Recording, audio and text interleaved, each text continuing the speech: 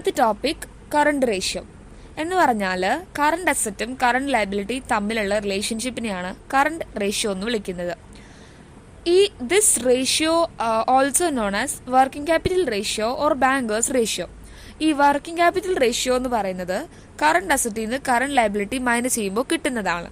Okay, നമ്മുടെ current റേഷ്യോനെ working capital ratio എന്നും വിളിക്കാൻ സാധിക്കും.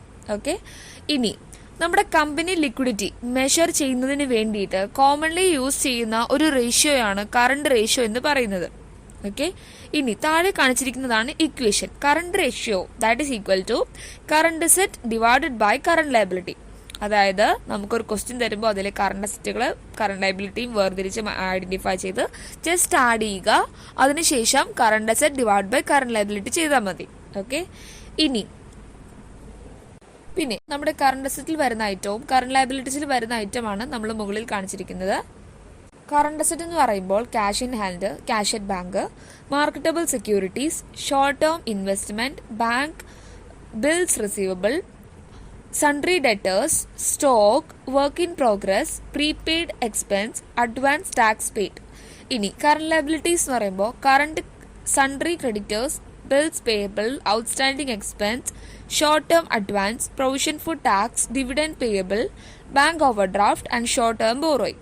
ഓക്കെ, ഇനി നമുക്ക് ഇതിനെ റിലേറ്റ് ചെയ്ത് വരുന്ന ഒരു പ്രോബ്ലം ചെയ്യാം. അതിൽ നമ്മൾ ഏതൊക്കെയാണ് കറണ്ട് അസറ്റ് കറണ്ട് ലയബിലിറ്റി എന്നുള്ളത് ഐഡന്റിഫൈ ചെയ്യുക, ജസ്റ്റ് ആഡ് ചെയ്യുക, പിന്നെ അത് ഡിവൈഡ് ചെയ്യുക, അത്രയേ ഉള്ളൂ. ഓക്കെ, അപ്പോൾ നമുക്ക് പ്രോബ്ലത്തിലോട്ട് കിടക്കാം.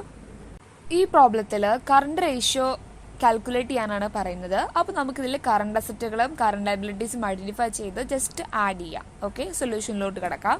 ഇതിൽ current asset equal to inventories 50,000 plus, trade receivable 50,000 plus, advance tax 4,000 plus, cash and cash equivalent 30,000 കൂടി ആഡ് ചെയ്യുക. അപ്പം നമുക്ക് എത്ര കിട്ടി? അപ്പം നമുക്ക് 1,34,000 എന്ന് വരും. ഇതാണ് കറണ്ട് അസറ്റ്. ഓക്കെ, അടുത്തത് കറണ്ട് ലയബിലിറ്റി ഐഡന്റിഫൈ ചെയ്യാം. Trade payable 1 lakh plus short term borrowing or bank draft 4,000 that is equal to 1,04,000 എന്ന് കറണ്ട് ലയബിലിറ്റിയും വരും. ഓക്കെ, അപ്പൊ നമുക്ക് കറണ്ട് അസറ്റും കിട്ടി, കറണ്ട് ലയബിലിറ്റിയും കിട്ടി.